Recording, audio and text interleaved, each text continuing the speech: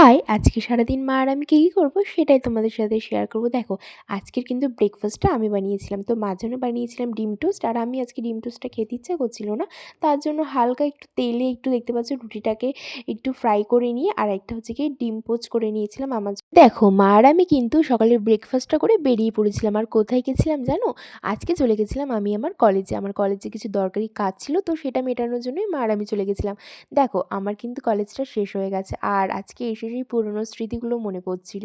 আর অনেকদিন বাদে কিন্তু নিজেদের কলেজে এসে একটু ভালোও লাগছিল। তো আমার একটা দরকারি কাজ ছিল, তার জন্য মা আর আমি কিন্তু সকাল সকাল চলে এসেছিলাম। তো দেখো, এবার কিন্তু আমি যাচ্ছিলাম অফিস রুমের দিকে, যেহেতু তোমাদের তো বলেইছিলাম যে আমার একটা দরকারি কাজ ছিল, তো তার জন্যই কিন্তু অফিস রুমের দিকে যাচ্ছিলাম। আর এদিকটাতে দেখো কাজ চলছিল এখনো পর্যন্ত। তো যাই হোক, অফিস রুমে গিয়ে দেখলাম এখনো খোলেনি। তো মা আর আমি চলে আসলাম। আমাদের এখানে সুন্দর করে বসার জায়গা করা আছে। তো এখানে বসে কিছুটা সময় মা আর আমি কাটালাম আর কলেজটাকে মন ভরে দেখছিলাম, যেহেতু কত স্মৃতি, কত আনন্দ, কত মজা করেছি আমরা। আর আজকে হচ্ছে গিয়ে কলেজটা শেষ হয়ে গেছে, তাই দেখে একটু খারাপও লাগছিল। তো যাই হোক, তো দেখো মা আর আমি এখানে কিন্তু বসেছিলাম আর বসে বসে একটু গল্প করছিলাম।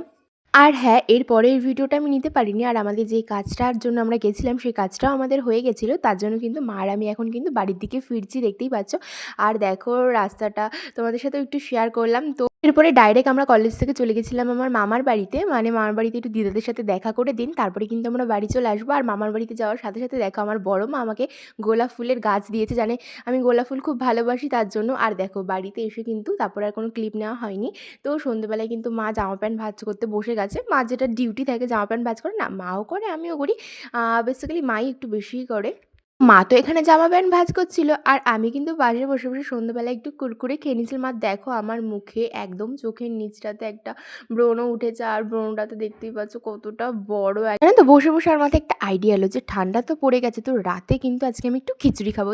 তাই যাই বলা তাই কাজ। তো দেখো মাকে বলতে বলতে আর মাও কিন্তু রাজি হয়ে গেছে খিচুড়ি বানানোর জন্য। আর যেহেতু ভালোই ঠান্ডা পড়েছে কিন্তু, আর তোমাদের ওখানে কি ঠান্ডা পড়েছে? তো তো দেখো মা কিন্তু আমার জন্য বানিয়ে দিচ্ছি গরম গরম খিচুড়ি। আর জানো তো, খিচুড়িটাতে মধ্যে কিন্তু মা কিন্তু তেমন কিছুই দেয়নি, দেখতে পাচ্ছ তোমরা, আলু ফুলকপি কিছুই না, জাস্ট নর্মালি বানিয়েছিল। বাট এতটা টেস্টি খেতে হয়েছিল। আর জানো তো আমার মা এত সুন্দর খিচুড়ি রান্না করে ধারণার বাইরে।